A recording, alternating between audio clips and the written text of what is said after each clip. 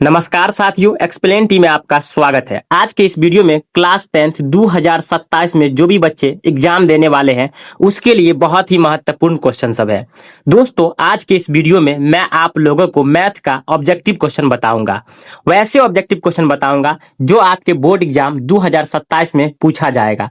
तो आप इस वीडियो को शुरू से अंत तक जरूर देखिएगा। अगर आप इस वीडियो को शुरू से अंत तक देख लेते हैं तो आप 2027 बोर्ड एग्जाम में मैथ का क्वेश्चन बहुत ही आसान तरीका से आप बना सकते हैं। तो आप इस वीडियो को थोड़ा सा भी स्किप नहीं कीजिएगा और एक एक क्वेश्चन को समझिएगा, ठीक है। और हाँ, अगर ये वीडियो अच्छा लगे तो एक लाइक कर दीजिएगा। अगर आप चैनल पे नए हैं तो चैनल को सब्सक्राइब करके बेल आइकन को ऑल पे जरूर कर लीजिएगा। तो चलिए दोस्तों, हम चलते हैं क्वेश्चन की ओर। तो आइए देखिए दोस्तों, पहला नंबर प्रश्न है कि दो संख्याओं का HCF 12 है और एलसीएम 180 है। यदि एक संख्या 36 है तो दूसरी संख्या क्या होगी। तो देखिए दोस्तों, इस क्वेश्चन को बनाने के लिए एक फार्मूला का हम यहाँ पे यूज करेंगे, ठीक है। जो कि फार्मूला इस प्रकार है, जैसे देखिए लिखेंगे यहाँ पे हम पहली संख्या, ठीक है। पहली संख्या गुने दूसरी संख्या, आप याद रखिएगा, ठीक है। दूसरी संख्या, कॉपी कलम निकाल लीजिए और इसको नोट कीजिए, ठीक है। पहली संख्या गुने दूसरी संख्या बराबर जो फार्मूला होता है HCF होता है, ठीक है। HCF गुने LCM होता है, याद रखिएगा, ठीक है। LCM यहाँ पे गुना हो जाएगा। अब देखिए आप यहाँ पे देखिए, यहाँ पे जो है एक संख्या हमको दे रखा 36। इसका मतलब ये हुआ बाबू कि पहली संख्या हमको दे रखा 36, तो हम पहली संख्या के जगह पे हम लिखेंगे 36, ठीक है। उसके बाद गुना है तो गुना। अब देखिए हमको ना दूसरी संख्या ज्ञात करना, तो हम दूसरी संख्या हम x मान लेते हैं। जब कुछ नहीं है तो x मान लेते हैं, तो लिखेंगे x, ठीक है, बराबर हो जाएगा। उसके बाद देखिए HCF, ठीक है ना। HCF देखिए कितना है, HCF जो है 12 है, तो यहाँ पे हम 12 लिखेंगे। उसके बाद गुना है तो गुना लिखेंगे। उसके बाद देखिए यहाँ पे LCM है और LCM का जो मान दे रखा है यहाँ पे 180 दे रखा है, तो यहाँ पे लिख देंगे हम 180। अब देखिए ये गुना में है, जब बराबर के इस साइड आएगा ना तो ये भाग में चला जाएगा, तो हम लिखेंगे x बराबर 12 गुने 180, ठीक है। 180 और गुना में है तो इधर आके भाग में हो जाएगा। अब देखिए 12 कन 12 हो जाएगा, 12 तिया 36। इसको काटे तो 3 बार में कट गया। अब 3 को जब काटेंगे 3 कन 3, 3 छक्के 18, एक जीरो है तो जीरो लिख देंगे। इसका मतलब ये हुआ कि 60 जो होगा ना ये दूसरी संख्या होगा, ठीक है। अब देखिए हम तो दूसरी संख्या ही निकाल रहे थे, तो दूसरी संख्या तो 60 आ गया। अब देखिए 60 जो है ना ऑप्शन ए में है, ठीक है, तो ऑप्शन ए इसका बिल्कुल सही जवाब हो जाएगा। देखिए आप इस वीडियो में शुरू से अंत तक बने रहिएगा। बहुत ही इंपोर्टेंट क्वेश्चन सब है। अगर आप इस वीडियो को शुरू से अंत तक देख लेते हैं तो आप 2027 बोर्ड एग्जाम में बहुत ही आसान तरीका से आप क्वेश्चन को बना पाइएगा। तो चलिए अब हम चलते हैं दूसरा प्रश्न पे। आइए देखिए दूसरा प्रश्न क्या है। तो देखिए दोस्तों, दूसरा नंबर प्रश्न है कि रूट 2 किस प्रकार की संख्या है। देखिए रूट 2 जो है ना बाबू, ये जो है ना ये एक अपरिमेय संख्या, ठीक है। तो देखिए अपरिमेय संख्या ऑप्शन बी में है, तो ऑप्शन बी इसका बिल्कुल सही जवाब हो जाएगा। अब देखिए 3 नंबर प्रश्न क्या है, इसका जवाब दीजिए। देखिए 3 नंबर प्रश्न है कि बहुपद x² माइनस 5x प्लस 6 के शून्यक है, ठीक है। तो देखिए हम क्या करेंगे, लिखेंगे x² माइनस 5x, ठीक है, अब प्लस 6, शून्यक बोला तो बराबर में 0 लगा देंगे, ठीक है। अब देखिए हमको करना क्या है, तो ये जो 6 है ना बाबू, इसका हम फैक्टर कर लेते हैं, यानी कि गुणनखंड कर लेते हैं। अब देखिए इसका गुणनखंड करेंगे तो क्या होगा, 2 तिया 6। अब ये 3 और 2 को हम गुना करके जोड़ के घटा के हमको यहाँ पे माइनस 5x पुराना है। तो अब देखिए कैसे पुरेगा, जब हम माइनस में 2 रखेंगे और माइनस में 3 रखेंगे ना, जोड़ेंगे तो माइनस में 5 हो जाएगा, ठीक है। और x है तो x लगा देंगे। इसका मतलब ये हुआ कि माइनस में 2 को रखना पड़ेगा, माइनस में 3 को रखना पड़ेगा, तब जाके माइनस में 5x होगा। तो हम लिखेंगे यहाँ पे x², ठीक है। उसके बाद देखिए ये माइनस 5x के जगह पे यहाँ पे हम ये सबको रख सकते हैं। क्यों पता है, क्योंकि ये इसके बराबर में है, तो हम लिखेंगे माइनस, उसके बाद 2 है तो 2x है तो x लगा देंगे। उसके बाद फिर माइनस 3 है तो 3x है तो x लगा देंगे। उसके बाद प्लस 6, ठीक है, प्लस 6। अब देखिए करना क्या है, तो ये सबको यहां से यहां तक और यहां से यहां तक में हमको कॉमन लेना, ठीक है। अब देखिए यहाँ पे x को y है, यानी कि 2 x है, तो एगो x का होगा, इंटू के बाहर जाएगा, एगो अंदर चला आएगा। उसके बाद माइनस है तो माइनस, उसके बाद ये 2 जो है ना 2 इंटू में रहेगा। क्यों पता है, क्योंकि जब x को x से गुना करेंगे तो x को यहाँ पे हो जाएगा। उसके बाद जब ये x को हम 2 से गुना करेंगे तो माइनस में 2x पुर जाएगा, ठीक है।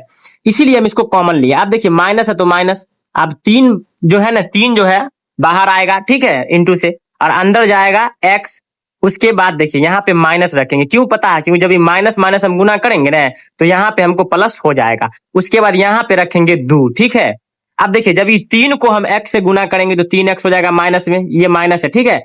उसके बाद ये 3 को जब हम -2 से गुना करेंगे तो पहले चिन्ह का गुना करेंगे, माइनस माइनस गुना होगा तो यहाँ प्लस हो जाएगा, 3 दूनी 6 हो जाएगा। अब देखिए एक अंदर का लेंगे और एक ये दोनों बाहर का लेंगे। जब ये इंटू के अंदर दोनों सेम हो जाता है ना तो हमारा गुणनखंड जो होता है ना सही हो जाता है। तो लिखेंगे x माइनस 2 बराबर 0, क्योंकि शून्यक बोल रहा है, ठीक है, बराबर 0। उसके बाद एक बाहर का लेंगे x माइनस 3 बराबर 0। अब देखिए इसका पक्षांतर कीजिए, देखिए ये जो है ना x है तो x लिखेंगे। अब देखिए ये है प्लस, सॉरी माइनस में, बराबर के उस जाएगा तो प्लस में हो जाएगा।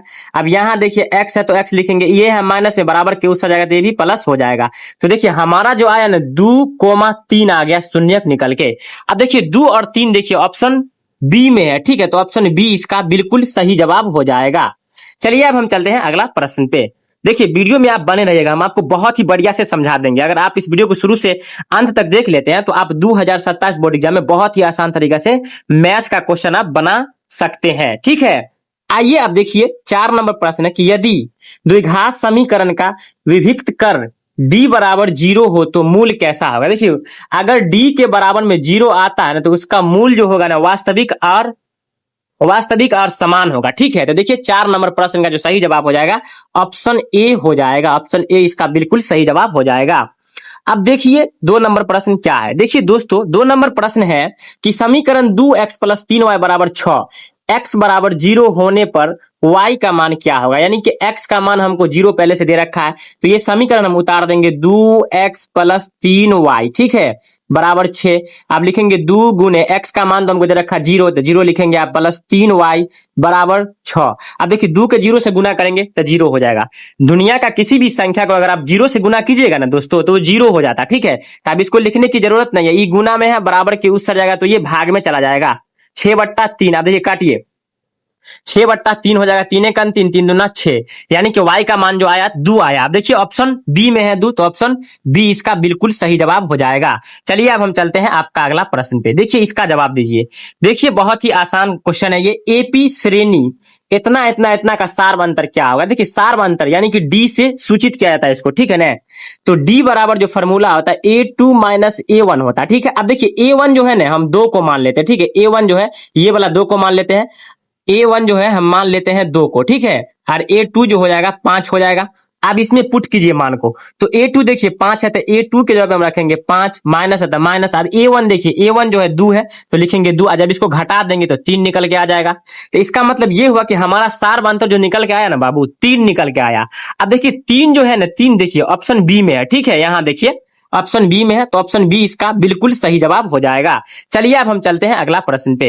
देखिए 7 नंबर प्रश्न है कि एपी का एनवा पद है। देखिए ये फॉर्मूला है, आप इसको याद कीजिएगा, ठीक है। एपी का एनवा पद जो होता है ए प्लस, ठीक है ना, A plus N minus 1 into D होता है। अब देखिए ये ऑप्शन बी में है तो ऑप्शन बी इसका बिल्कुल सही जवाब हो जाएगा।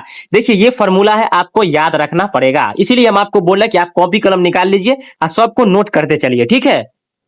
अब आइए देखिए 8 नंबर प्रश्न है कि त्रिभुज के तीनों कोण का योग होता है। ये तो बहुत ही बच्चा वाला क्वेश्चन है, इसको तो आपको तो समझ में आया ही होगा, पहले से ही आपको समझ में आता होगा। त्रिभुज के तीनों कोणों का योग जो होता है 180 डिग्री होता है। अब 180 डिग्री आप देख लीजिए ऑप्शन बी में है तो ऑप्शन बी इसका बिल्कुल सही जवाब हो जाएगा।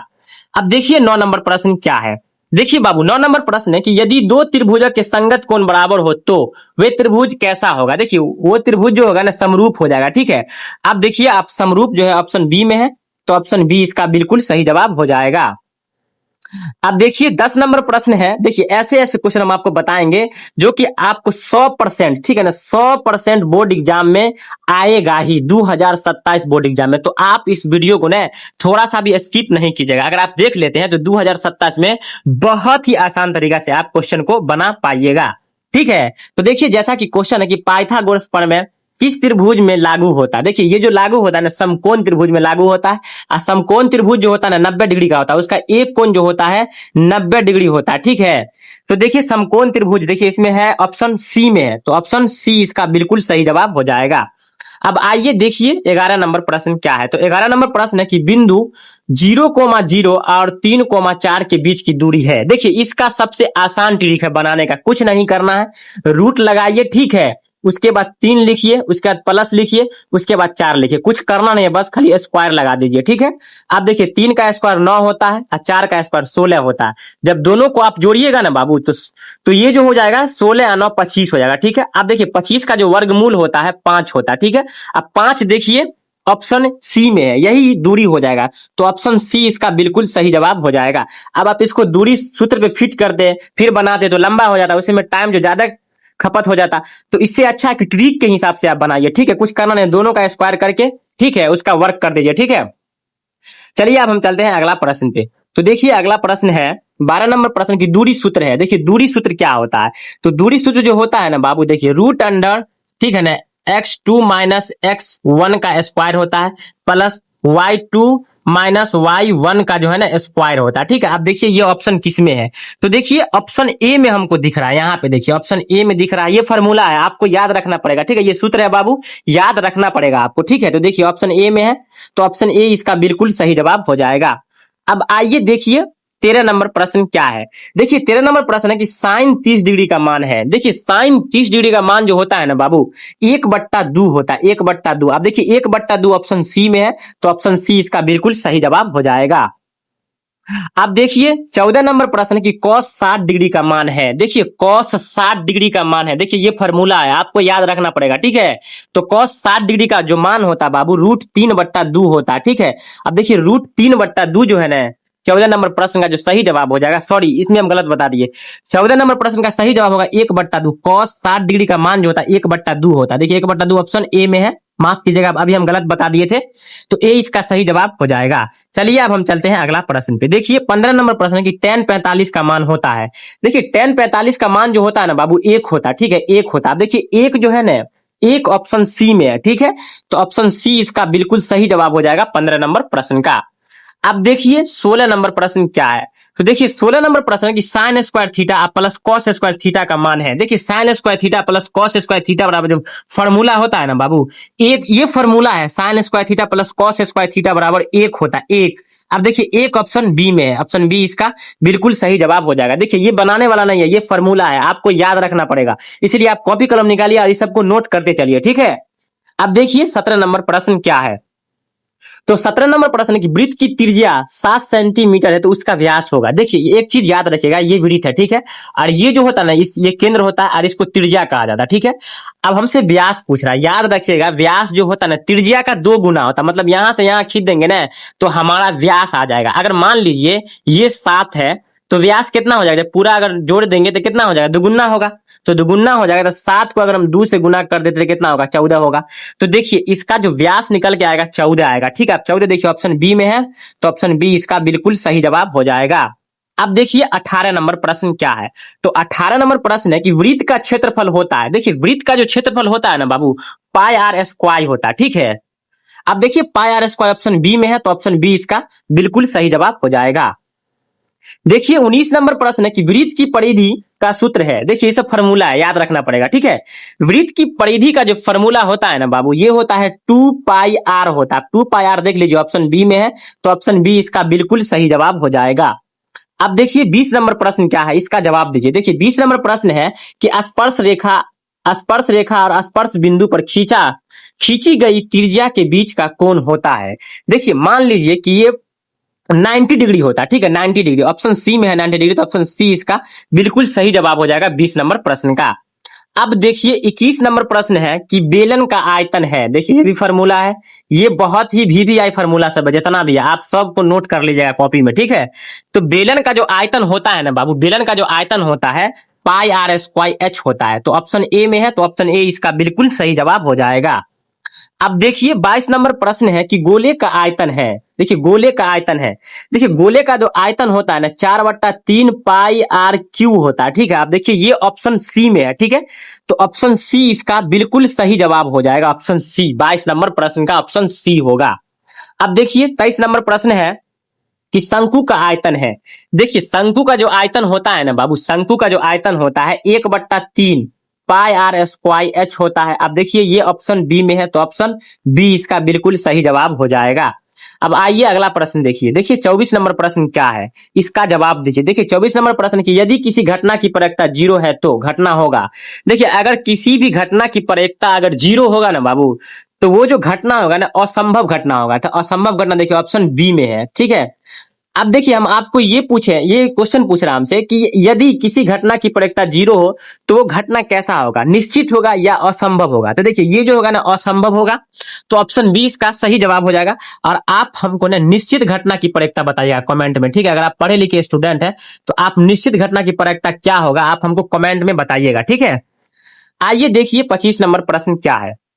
तो देखिए 25 नंबर प्रश्न है कि किसी घटना की प्रायिकता का अधिकतम मान है। देखिए किसी भी घटना का प्रायिकता का मान जो होता है ना बाबू, अधिकतम मान जो होता है 1 होता है। देखिए एक चीज आप याद रखिए, प्रायिकता का जो मान होता है 0 और 1 के बीच में होता है, ठीक है। अगर 1 से बड़का हो जाएगा 2 तो इसका मतलब गलत है, ठीक है। अगर इससे छोटा मान लीजिए 0 से छोटा हो जाएगा -1, अगर छोटा हो गया माइनस में कोई संख्या आ गया फिर भी वो गलत हो जाएगा, क्योंकि प्रायिकता का मान जो होता है ना 0 और 1 के बीच में ही होता है, ठीक है। और हमसे पूछ रहा कि अधिकतम, अगर अधिकतम पूछेगा तो 1 बताएंगे। तो देखिए 1 जो है ऑप्शन सी में है, ठीक है। तो 25 नंबर प्रश्न का जो सही जवाब होगा ऑप्शन सी होगा। अगर न्यूनतम पूछे तो 0 बताइएगा, ठीक है। चलिए अब हम चलते हैं अगला प्रश्न पे। तो देखिए अगला प्रश्न है कि 26 प्रश्न है कि 2, 4, 6, 8, 10 का माध्य है। देखिए ये माध्य पूछ रहा है, ठीक है। तो देखिए 26 नंबर प्रश्न का जो सही जवाब हो जाएगा ना ऑप्शन बी हो जाएगा, ठीक है, ऑप्शन बी। इसको निकालने का सबसे आसान तरीका देखिए हम बता देते हैं, वीडियो लंबा हो जाएगा, आप इसका निकाल लीजिएगा। पूरे को क्या कीजिएगा, जोड़ दीजिएगा और जैगो संख्या गिन करके ना उसको भाग दे दीजिएगा, जितना आएगा वही हमारा माध्य निकल के आ जाएगा। जैसे आप जोड़िए, देखिए 10, 8, 18 हो जाएगा, 18, 2, 20, 4, 24, 6, 30 हो जाएगा। तो लिखेंगे 30, ठीक है। और बट्टा में देखिए सब संख्या को जोड़िए, क्या संख्या गिनिए, 1, 2, 3, 4, 5। तो 5 से भाग दीजिए, देखिए 5 1 5, 5 6 30, देखिए 6 निकल के आया। तो 6 ऑप्शन बी में है, तो ऑप्शन बी इसका बिल्कुल सही जवाब हो जाएगा।